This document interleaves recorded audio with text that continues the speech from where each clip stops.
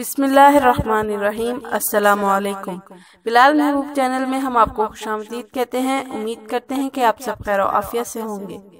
اللہ تعالیٰ سے دعا ہے کہ اللہ پاک آپ سب کو نیک، صالحہ، خوبصورت، فرمانبردار اولاد عطا فرمائے۔ جو لوگ بیٹوں کے خواہش مند ہیں ان کو بیٹا عطا فرمائے، اور جو لوگ بیٹیوں کی خواہش مند ہیں ان کو بیٹیاں عطا فرمائے، آمین۔ آج کا یہ وظیفہ ایسے افراد کے لیے ہے جو بیٹے کے خواہش مند ہیں۔ یہ عمل صرف ایک بار کر لیں، انشاءاللہ تعالیٰ بیٹا ہی ہوگا۔ ایک جاننے والی خاتون کو بتایا تھا ان کی 4 بیٹیاں تھیں۔ انہوں نے یہ عمل صرف ایک بار کیا، اللہ پاک نے ان کو بیٹے سے نوازا، الحمدللہ۔ اس سے پہلے ہم اپنے چینل پر بیٹے کے لیے باداموں والا نسخہ بھی دے چکے ہیں، جس کا لنک ڈسکرپشن میں دے دیا گیا ہے، جس سے اب تک ہزاروں افراد بیٹے کی دلی مراد پوری کر چکے ہیں۔ آپ وہ بھی ضرور دیکھ لیجئے گا۔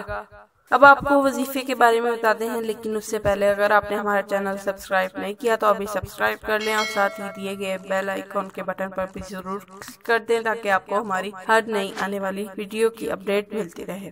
یہ عمل آپ نے کچھ اس طرح کرنا ہے کہ آپ نے 1 کلو گندم یا چاول لینے ہیں، اور کسی معصوم بچے سے 1 مٹھی بھروا لیں، اور ان نکالے گئے 1 مٹھی چاول کے دانوں پر اللہ الصمد کا ورد کریں۔ ہر دانے پر 1 مرتبہ اللہ الصمد پڑھنا ہے، اور بقیہ دانوں میں ملا کر مچھلیوں کو ڈال دیں۔ 60 دن یا 90 دن تک یہ عمل باقاعدگی کے ساتھ کرنا ہے۔ انشاءاللہ تعالیٰ آپ اپنے مقصد میں ضرور کامیاب ہوں گے۔ اللہ پاک آپ کو بیٹے کی نعمت سے ضرور نواز دیں گے، انشاءاللہ تعالیٰ۔